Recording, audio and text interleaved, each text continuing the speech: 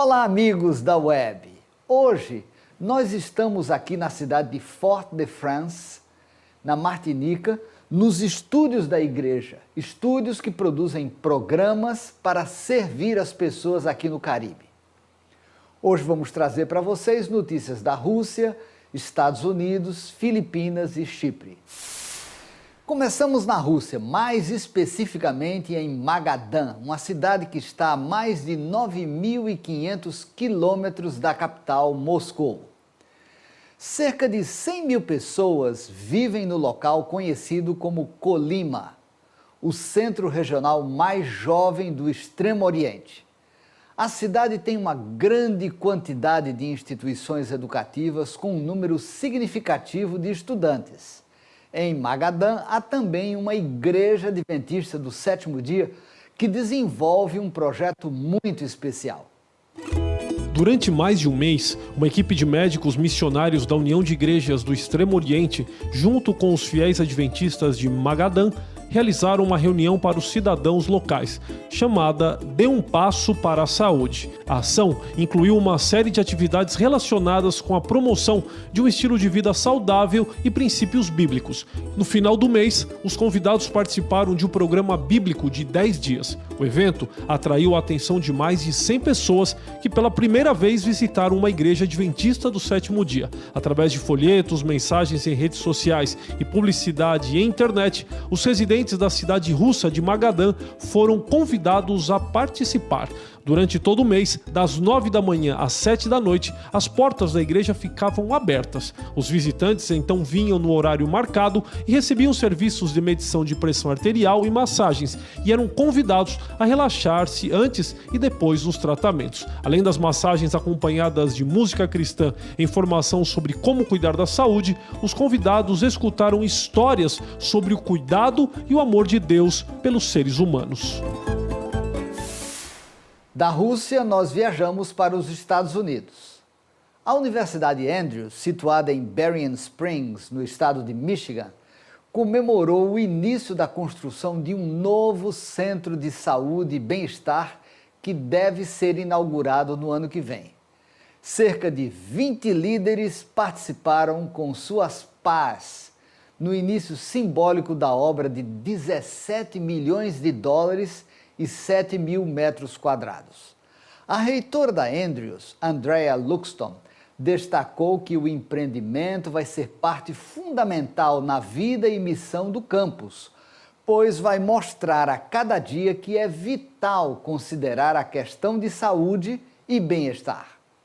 O complexo terá uma piscina, um centro de recreação e eventos com quadras de basquete, áreas de ginástica e exercícios e espaços para programas educacionais.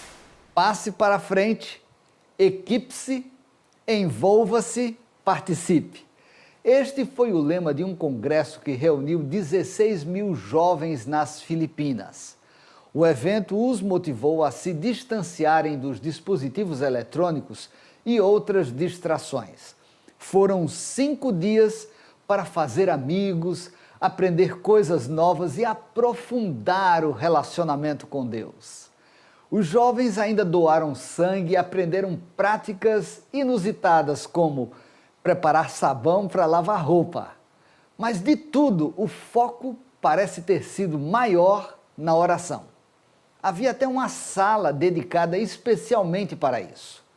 Durante o Congresso de Jovens Filipinos, mais de 800 voluntários oraram pela programação, pelos participantes e por 4 mil pedidos de oração. Todos foram motivados a sair e convidar outras pessoas para orarem com eles, compartilhando sua experiência de fé. Holy Cakes ou Bolos Santos. Esse é o nome de um novo canal do YouTube lançado pelo Ministério Infantil Adventista em Limassol, no Chipre. O canal foi concebido durante uma oficina de meios digitais organizada pela Igreja Adventista do Sétimo Dia no país mediterrâneo.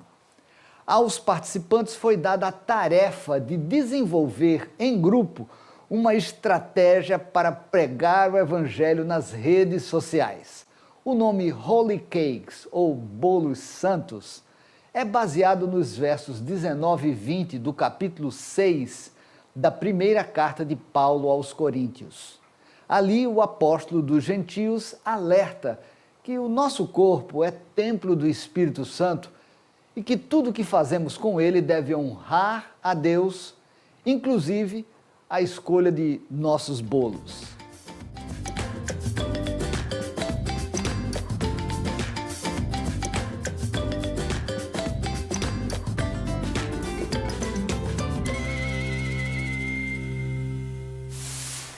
Bem, isso é tudo por hoje. Se Deus quiser, na próxima semana voltamos com mais notícias positivas de amor e esperança. Um abraço aqui da Martinica, fiquem com Deus e que possamos estar na companhia de Jesus durante toda essa semana.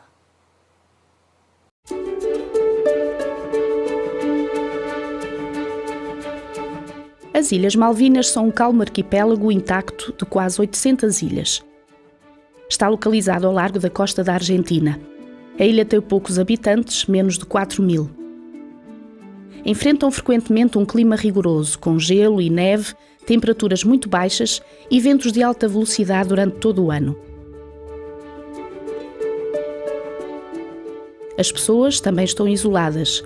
As Ilhas Malvinas são tão remotas que tem uma das cidades mais próximas da Antártida.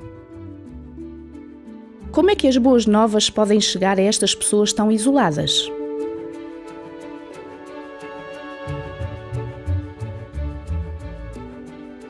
Em 2012, Leonard e Linda Westmeyer, um casal de missionários adventistas do sétimo dia, chega às Ilhas Malvinas. Este território alberga uma cultura pós-moderna em que as pessoas têm pouco ou nenhum interesse pela religião.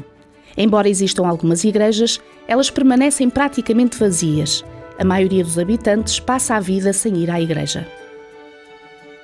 Além da necessidade de se adaptarem a um clima, cultura e língua diferentes, Leonard e Linda tiveram de arranjar formas criativas de apresentar o amor de Jesus aos habitantes locais de forma sensível. Penso que a forma de partilhar o Evangelho num lugar que não é espiritual nem religioso, e em vez disso diria que as pessoas são espirituais, mas não são religiosas, é através de ações positivas. Tentamos praticar o amor, a boa vontade, ir ao encontro das necessidades das pessoas para lhes conquistar o coração. E quando nos perguntam, podemos explicar aquilo em que cremos. E quando nos perguntam, aí estamos abertos para explicar o que é o que queremos. Leonard e Linda sabem que a única forma de alcançar as pessoas é através do exemplo de Cristo. Através de uma variedade de ministérios interpessoais e multimédia, eles misturaram-se com as pessoas, mostrando que se interessam por elas e fazem amigos ao cuidarem do seu bem-estar. Procuramos muitas maneiras diferentes de dar o nosso contributo. Comecei a fazer voluntariado num lar de idosos. Vou buscá-los ao hospital, sirvo-lhes uma chávena de café ou de chá, jogo Scrabble com eles, visito-os como se fossem amigos pessoais. Criamos também um ministério televisivo. Inicialmente, queríamos uma rádio, mas ofereceram-nos um canal de televisão. Por isso, estamos a compilar programas televisivos de diferentes ministérios audiovisuais adventistas. Aqui temos um sistema para transmitir um canal de televisão. Atualmente, apresentamos cerca de 20 programas diferentes. São meditações, programas de saúde e exercício, pintura, fotografia, vida selvagem e uma série de programas interessantes para os telespectadores aqui na cidade de Stanley.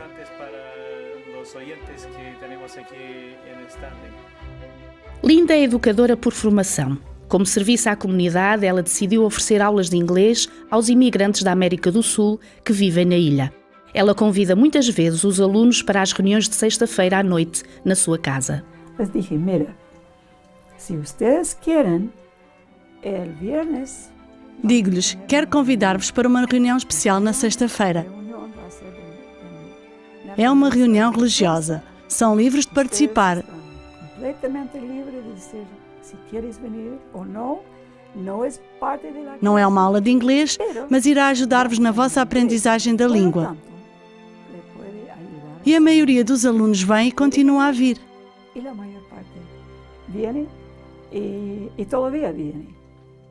Também se nos apresentou a possibilidade. Também podemos trabalhar na área da educação.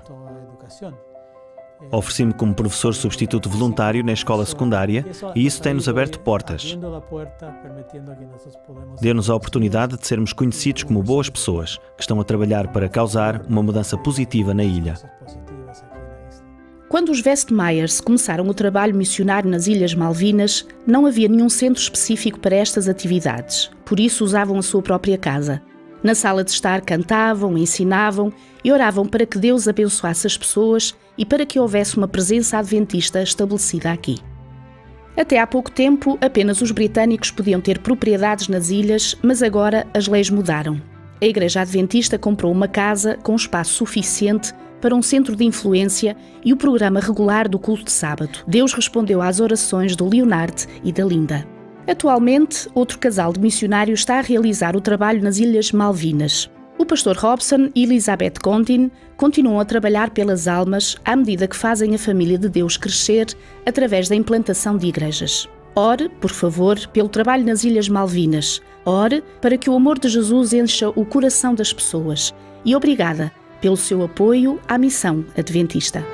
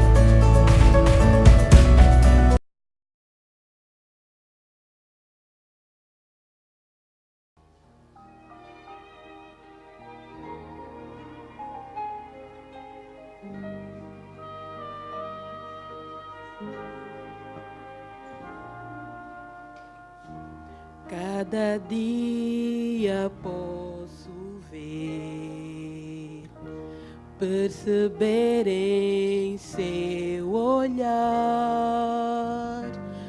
as pessoas tão vazias, cheias de pesar, vivem cada vez mais sós, morrem sem amor. Um sorriso esconde a dor, só Jesus o vê. Busquem a Jesus, busquem a Jesus. Quando o sonho se desfaz, Ele dá a sua paz. Busquem a Jesus, busquem a Jesus. É preciso entender, Cristo dá sua paz.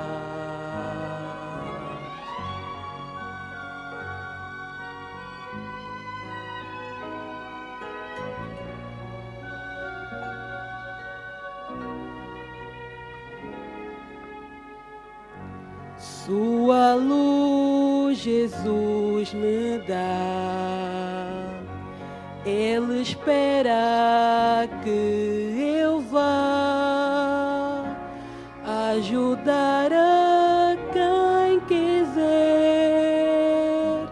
nova vida encontrar. para todo que vier, muita paz buscar. Novo sol irá brilhar, trevas nunca mais. Busquem a Jesus, busquem a Jesus. Quando o sonho se desfaz, Ele dá a sua paz. Busquem a Jesus, busquem a Jesus. É preciso entender, é preciso aceitar que Cristo traz a paz.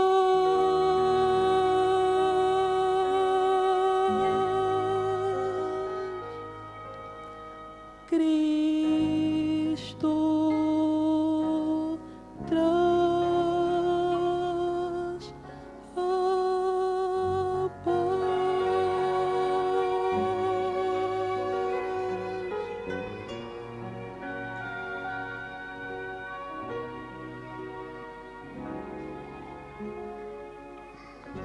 Amém.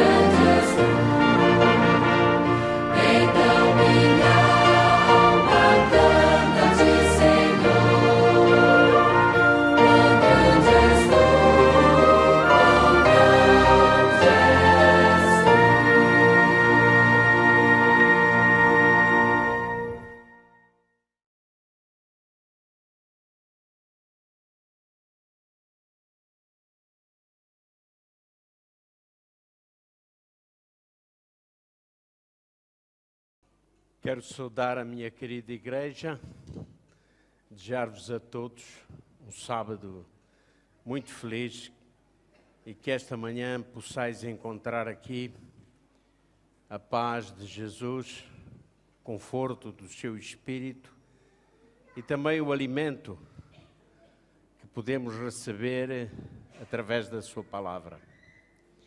Permitam-me que possa ainda incluir à lista de anúncios um anúncio importante. Na próxima sexta-feira até domingo haverá um retiro espiritual no Portinho da Rábida, nas instalações onde houve o último retiro que a igreja realizou, retiro de famílias. Já temos algumas inscrições, já no sábado passado foi referido esse anúncio, mas ainda há vagas. E está lá no mural da igreja uma lista com nomes dos irmãos, irmãs, jovens, enfim, aqueles que desejarem participar desse retiro. Bastará ali incluir o seu nome e, portanto, espera-se uma boa participação da parte da Igreja nesse retiro espiritual. Meus queridos irmãos, eu gostaria esta manhã de convidar-vos a abrirem a palavra do Senhor na segunda epístola de Paulo aos Coríntios.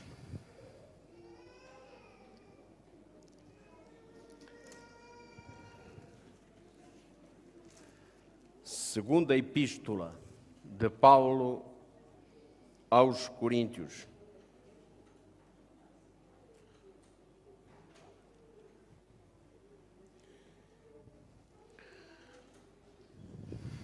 Vamos ler alguns versículos, mas eu começo com o versículo 17. Neste versículo 17, o apóstolo fala de uma preocupação e de uma intenção ao mesmo tempo. Ele diz assim: porque nós não somos como muitos que ganham falsificando a palavra de Deus. Antes, falamos em Cristo com sinceridade. Antes, como de Deus, na presença de Deus. É interessante. Paulo está aqui a dizer mais ou menos isto: olha, é fácil falar da palavra de Deus. É fácil quando abrimos a palavra de Deus, ou quando ensinamos a palavra de Deus, ou partilhamos com alguém a palavra de Deus, falar daquilo que essas pessoas gostariam e gostam de ouvir. Nós só vamos ganhar com isso, porque vamos atrair o coração das pessoas, a simpatia das pessoas, porque elas ouviram exatamente aquilo que queriam ouvir. No entanto, Paulo diz: antes, porém, nós, diz ele, falamos em Cristo, mas com sinceridade. É interessante esta palavra, eu gosto muito desta palavra, sinceridade. Os meus irmãos certamente também gostarão dela. Sem falsificação. É isso que quer dizer sinceridade. Sem falsificação. A palavra sinceridade vem do latim, porque diz que os romanos eram hábeis a construir vasos, utensílios de barro, e depois davam-lhes todo um aspecto final muito interessante. E as pessoas iam comprar estes utensílios e elas faziam uma pergunta ao vendedor: este vaso ou este utensílio é sincera? Ou seja, sem cera. Porquê? Porque às vezes os vasos ganhavam fissuras e eles tapavam aquelas fissuras com cera. E as pessoas levavam para casa vasos pensando que realmente não estavam quebrados, mas estavam quebrados. Não eram falsificados, mas estavam falsificados. Daí a palavra sincera. Sinceridade. Sem falsificação. E Paulo ainda diz mais: falamos como estando, tendo consciência de que estamos na presença de Deus. Por isso, aqueles que, como eu, vêm aqui para transmitirem a palavra do Senhor, têm por si já uma grande responsabilidade. Poderá ser um privilégio, é sem dúvida. Irmão, estar excluído, estar incluído na escala de pregações da igreja é um privilégio.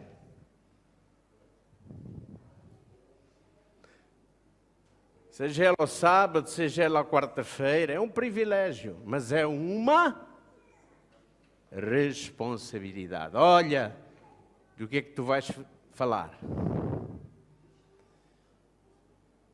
Então, nós podemos ler neste texto, neste contexto, o que o apóstolo diz a partir do versículo 14 até o versículo 16.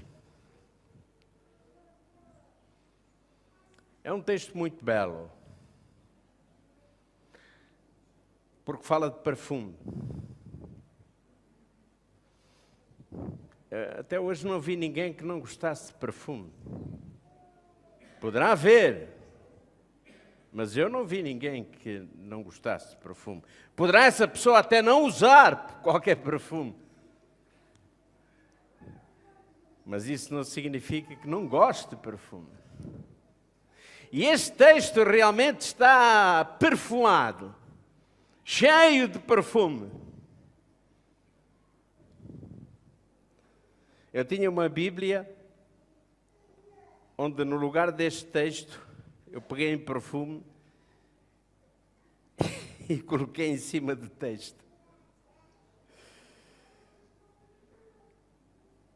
Às vezes eu achava graça que eu dava às pessoas para apreciarem o aroma do perfume. Paulo diz assim então: e graças a Deus que sempre nos faz triunfar em Cristo, e por meio de nós manifesta em todo lugar a fragrância do seu conhecimento. Porque para Deus somos o bom perfume de Cristo, nos que se salvam e nos que se perdem. Para estes, certamente cheiro de morte para a morte, mas para aqueles, cheiro de vida para a vida. E para estas coisas, quem é idóneo? Eu começo exatamente pela última frase deste texto. Para estas coisas, quem é idóneo? Irmãos, leram bem o texto? Certamente que sim. Aqueles que não trouxeram a sua Bíblia, certamente acompanharam a leitura que eu fiz. E perceberam bem, ouviram bem. E Paulo termina exatamente dizendo aqui, para estas coisas, quem é idóneo? Vamos outra vez ao jogo das palavras. Idóneo. O que quer dizer a palavra idóneo? Uma palavra que vem do latim também. Idóneos. Mas é uma palavra que tem um conjunto imenso de significados. Todos dizem a mesma coisa, mas são diferentes palavras. E podem ser também interpretadas de formas muito diferentes umas das outras. Reparem bem, idóneo pode ser apto, habilitado, competente, proficiente, íntegro, capaz, adequado, conveniente, próprio para. E poderíamos seguir com muitos outros sinónimos.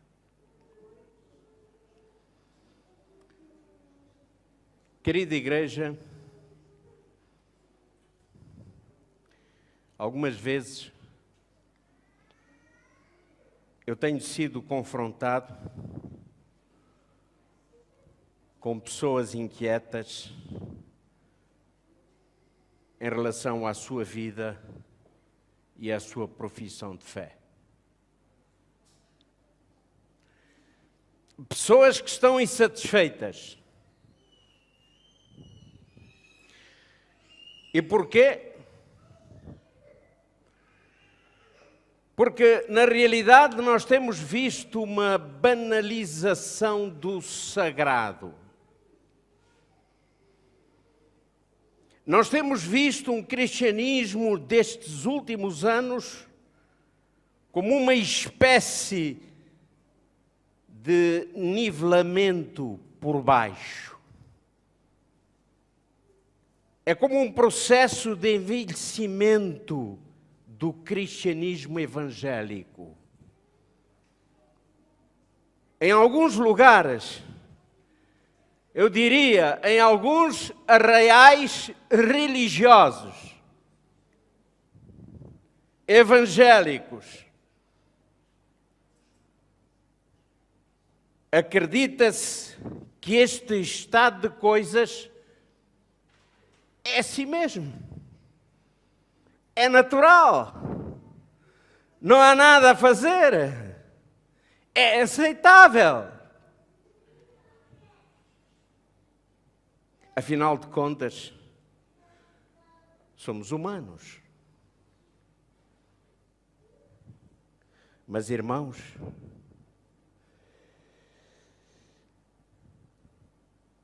ser cristão, para muita gente, é isso mesmo. E nós, adventistas do sétimo dia, temos que ser sinceros. Sinceros. Em certa medida, também não escapamos disso. Entre nós, algumas pessoas, queridos irmãos, irmãs, também vivem inquietos.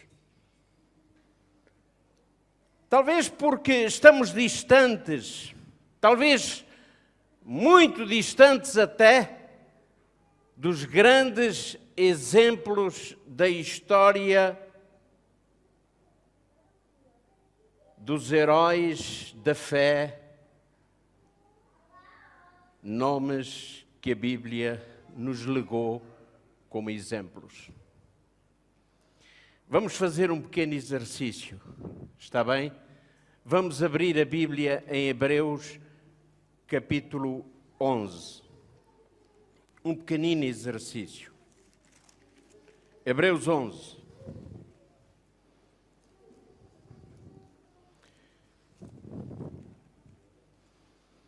Hebreus está antes do livro de Apocalipse.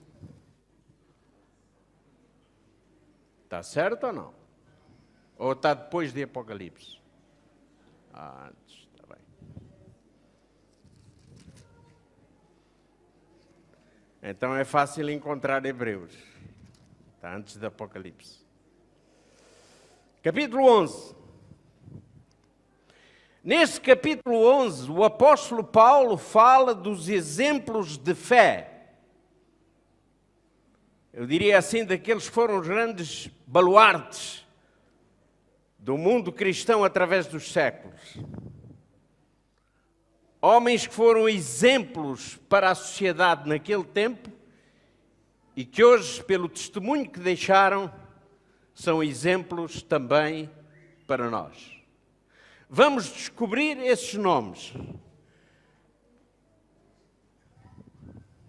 Reparem, eu vou só dizer os nomes deles. Os irmãos vão confirmando na vossa Bíblia. O primeiro que aparece é Abel, não é? Depois é Enoque. Depois vai Noé. Depois Abrão. Depois Sara. Depois Isaac, Jacó, José, Moisés, Rahab, Gideão, Baraque, Sansão, Jefté, Davi, Samuel e os profetas. Quem são os profetas? Jeremias, Daniel, Isaías, Miqueias, Sofonias, Ageu e por aí adiante.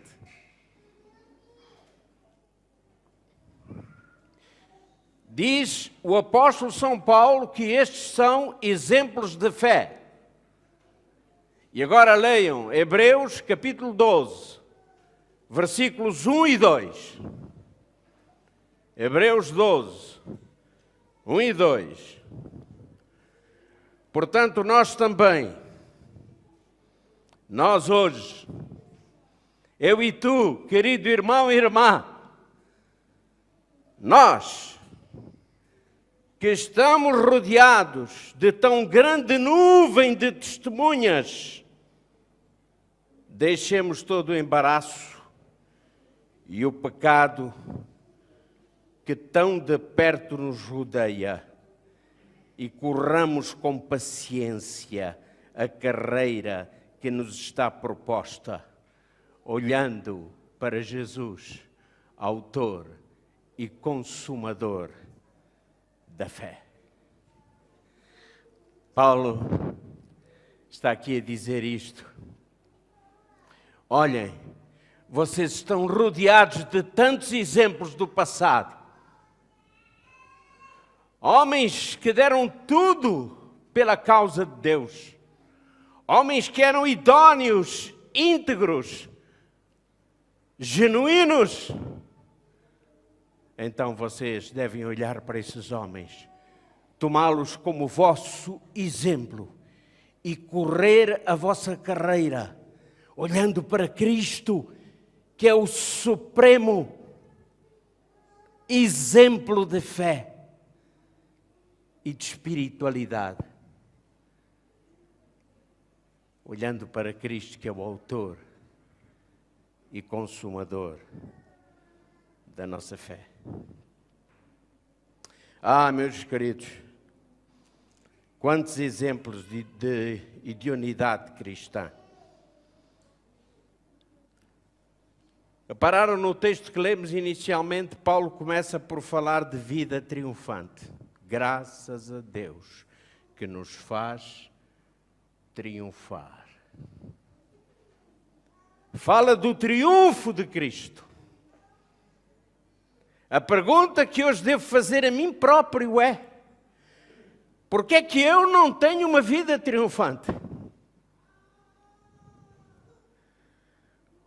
O que é que está a faltar para que a nossa vida seja uma vida triunfante em Cristo Jesus? Como discernir, como saber se o nosso cristianismo é verdadeiro ou é falso?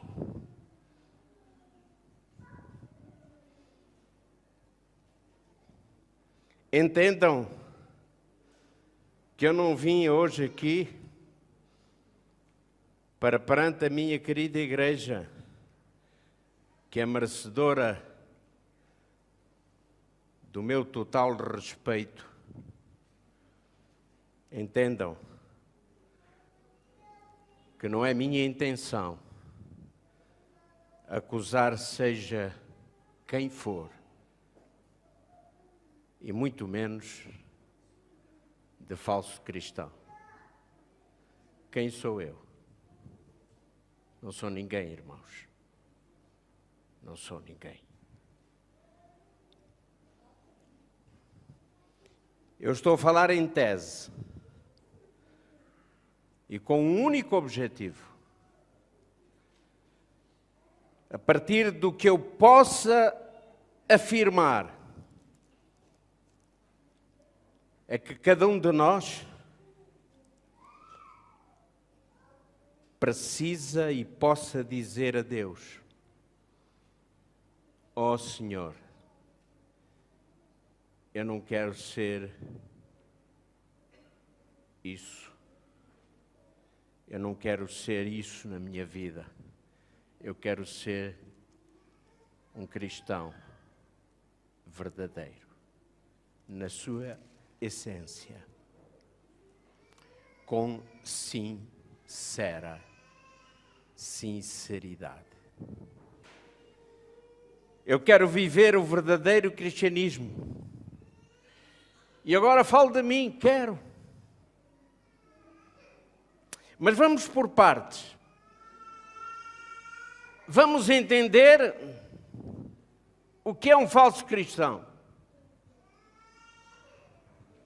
Eu hoje, quando vinha dirigindo para a igreja, com a Sandra, vínhamos conversando sobre isso. Eu perguntava-lhe: o que é ser cristão? E o que é não ser cristão? E então houve ali um diálogo muito interessante. Mas, irmãos, não ser cristão, ou ser um falso cristão, é aquele que, ao contrário do que diz o texto do apóstolo Paulo, não tem triunfo. Aquele que, em primeiro lugar,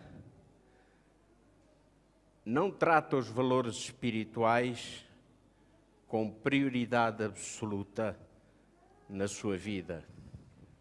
Por isso, não é triunfante. Para este, os valores espirituais estão sempre subordinados a outros valores, que podem ser até bons ideais.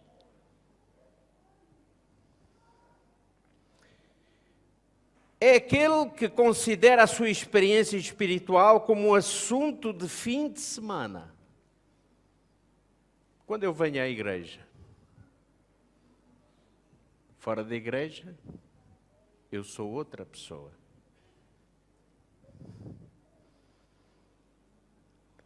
É aquele que departamentaliza a sua vida. Isto ou aquilo não tem nada a ver com Deus. Deus aqui não entra. Este é assunto meu. Deus não tem nada a ver com isto. Ele coloca em primeiro lugar os seus projetos terrenos, os seus sonhos, os seus ideais próprios e terrenos, como ganhar dinheiro, a sua profissão e tanta outra coisa boa. Mas Deus, bom, Deus também é um assunto na minha vida, mas Ele está separado de todas as minhas ambições e prioridades da minha vida.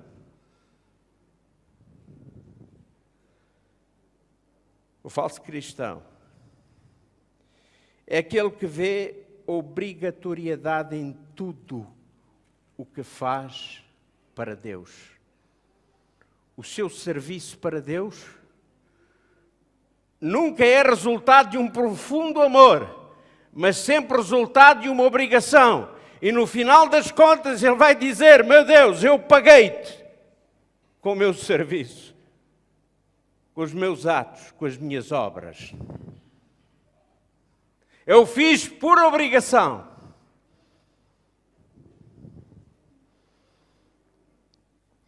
É aquele que não tem prazer em Deus e que por isso é infeliz. É verdade, irmãos. Ao longo do meu ministério encontrei muitas pessoas que estão dentro da igreja, mas que não são felizes. E isso é o maior drama. Judas, e sem fazer qualquer comparação, mas a título apenas de ilustração, estava com Cristo, mas não era feliz, nem por sombras.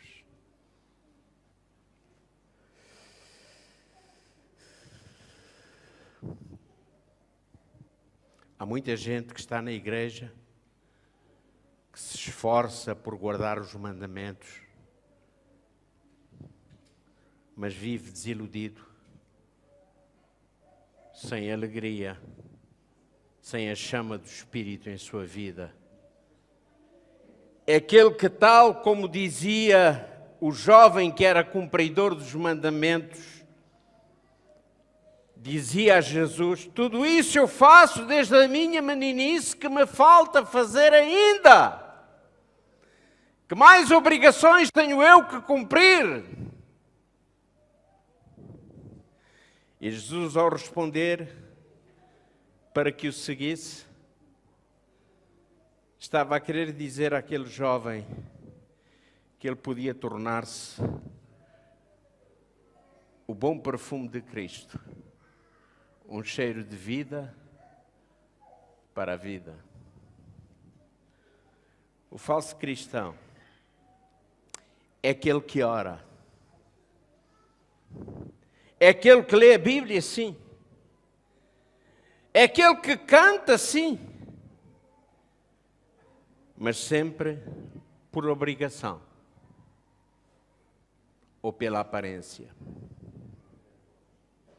Ou então aproxima-se de Deus porque precisa de alguma coisa e não por uma necessidade espiritual. A grande questão é esta: onde está o teu verdadeiro prazer, a tua alegria?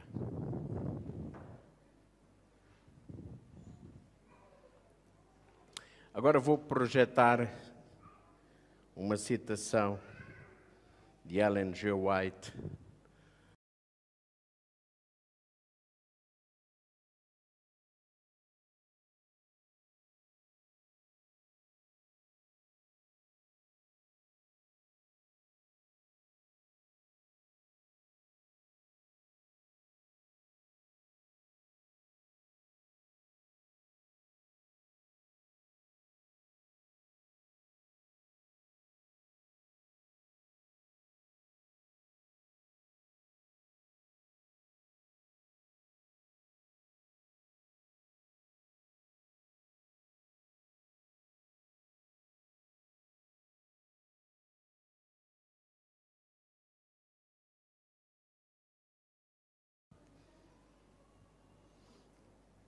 Não são minhas estas perguntas, mas eu preciso de responder a cada uma delas com sinceridade. E ela termina desta maneira: se somos de Cristo, e não querendo forçar o texto, mas acrescentando alguma coisa, e eu peço perdão, se somos de facto o bom cheiro de Cristo, o perfume de Cristo, nossos pensamentos com Ele estarão, e nele se concentrarão as nossas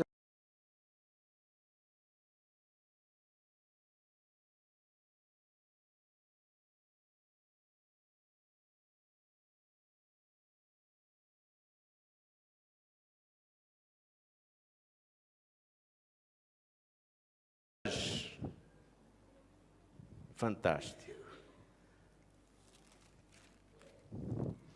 Eu poderia aqui continuar com tudo aquilo que podemos ser sem sermos verdadeiramente servos de Deus ou cristãos. Mas não vou fazer. E não vou fazer por uma razão. Eu gosto de ser uma pessoa positiva. E permitam-me que eu vos diga isto sorrindo.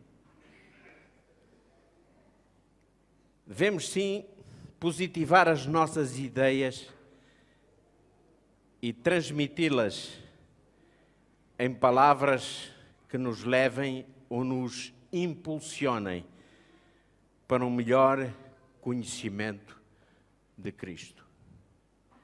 E Jesus falou disso, do conhecimento de Cristo, do conhecimento de si próprio.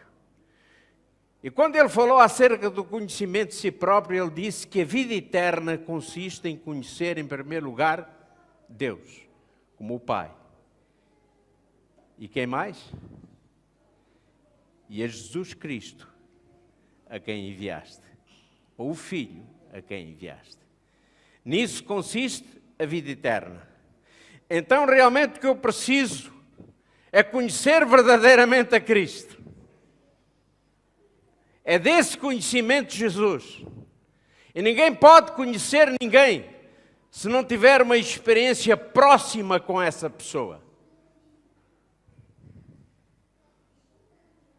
Da mesma maneira, não podemos conhecer Jesus se não tivermos uma experiência próxima com Ele.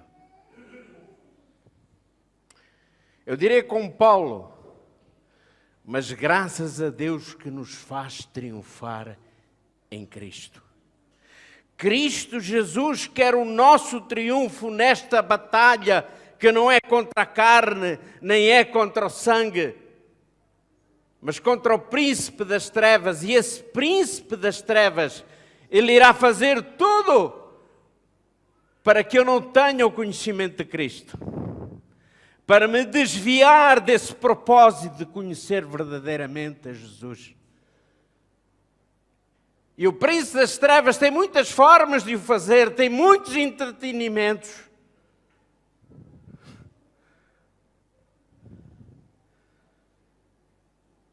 Queridos irmãos, Cristo quer o nosso triunfo. Por isso Ele viveu o seu ministério de tal forma para que pudéssemos triunfar também.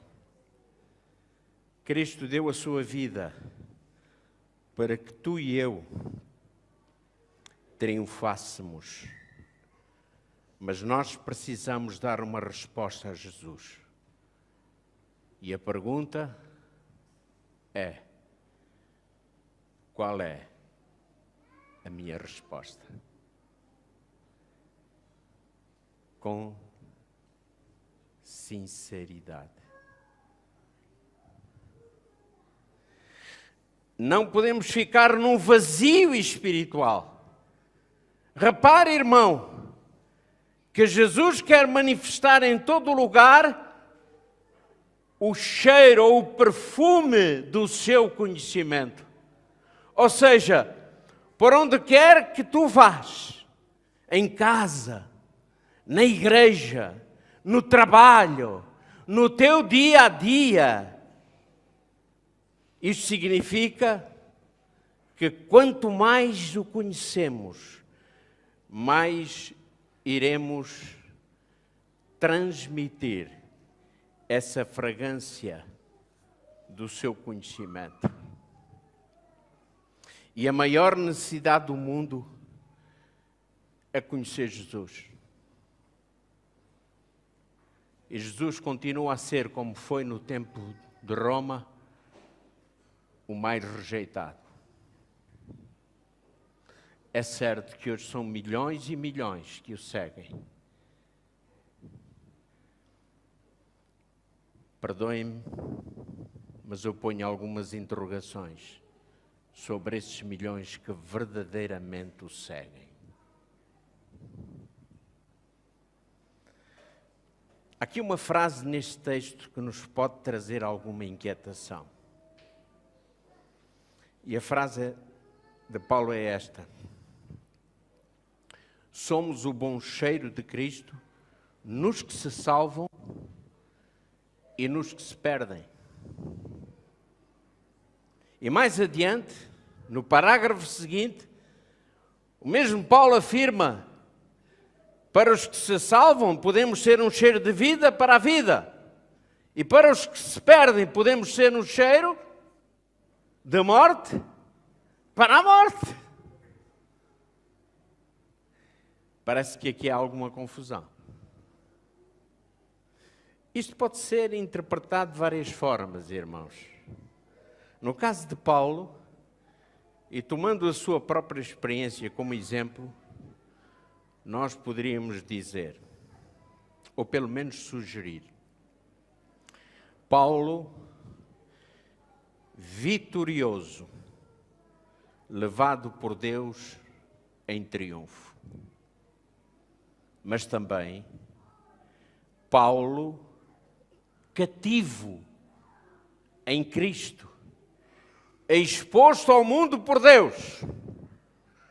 Antigamente os romanos, quando vinham de uma batalha, realizavam aquelas solenes procissões. Então vinha o general à frente, com uma coroa de louros, vitorioso. Logo a seguir vinham os seus bravos guerreiros, vitoriosos, cantando triunfos ao imperador. E sabem quem vinha lá atrás?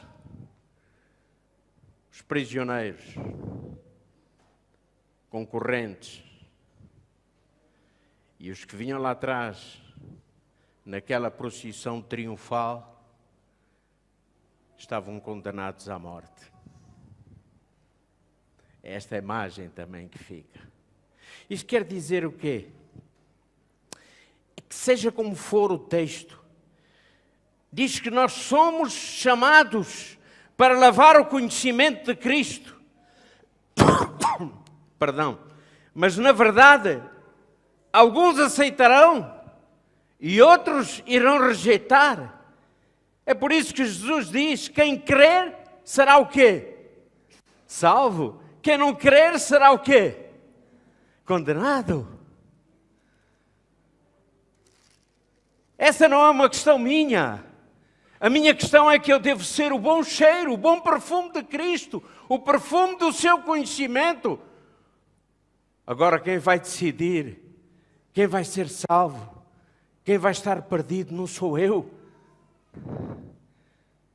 É Jesus quem vai decidir isso.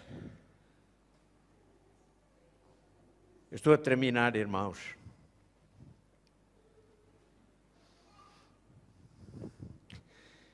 Este é, sem dúvida, um dos textos bíblicos de preferência de muitos irmãos. Há uma riqueza de ideias invulgar neste texto. Parece que a poesia se mistura com a verdade e resulta naquilo que nós lemos e nas ilações que podemos tirar para a nossa vida espiritual. E Paulo termina assim, e eu volto a dizer como comecei. Para estas coisas, quem é o quê? Idóneo. Apto. Habilitado. Capaz. Íntegro. Ser ou não ser? Não há meio termo para a vida cristã. Ou somos cristãos, ou não somos. Como alguém disse, to be or not to be, that is the question. Ser ou não ser, eis a questão. Perdoem o meu inglês. mas é verdade. A famosa frase de Hamlet, personagem de William Shakespeare. Hamlet está a entrar em cena quando ele vai começar um monólogo. A frase de abertura do monólogo é exatamente esta: ser ou não ser, eis a questão. Por mais complexa que a frase possa parecer, na verdade, ela é muito simples. Ser ou não ser é exatamente isso. Existir ou não existir. É, em última instância, viver ou morrer. Estamos vivos em Cristo. Estamos mortos sem Cristo. A Bíblia fala-nos de uma entrada triunfal. E eu termino aqui. Apocalipse, capítulo 7. Apocalipse 7, 9 a 11.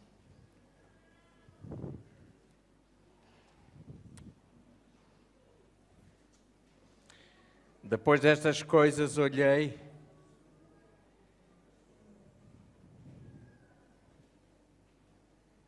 Apocalipse 7, 9 a 11.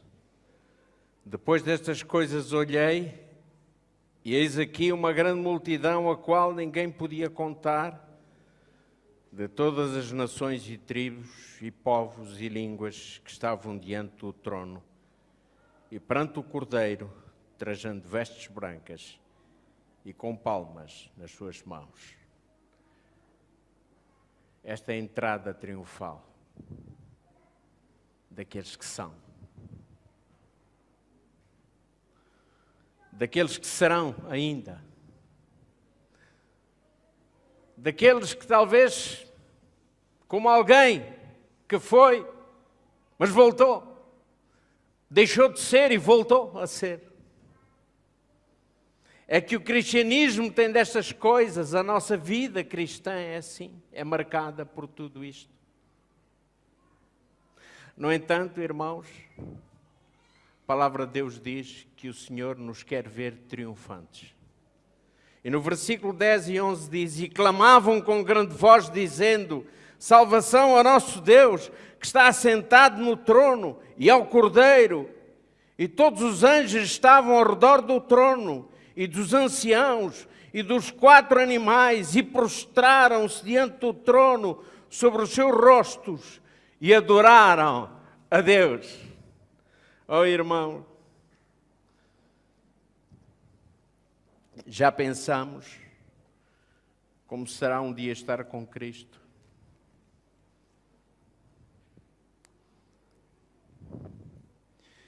Oh, irmão, já pensamos que o grande desejo de Jesus, o seu mais elevado desejo, é a nossa salvação? Que o Senhor nos ajude, que o Senhor nos leve a refletir sobre estas palavras do apóstolo São Paulo e que nós possamos ser, ou possamos desejar ser, conforme a experiência de cada um neste momento, o bom cheiro, o bom perfume de Cristo. É a minha oração. Amém.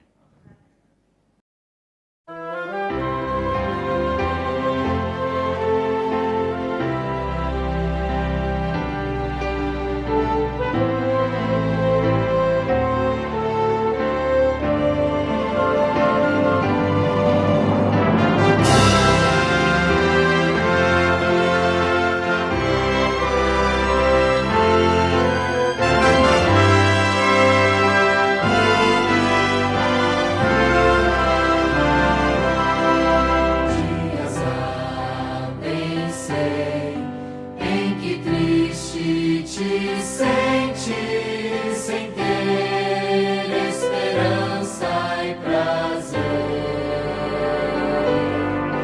Mas existe alguém que promete ajudar-te e forças a alma trazer. Não desistir.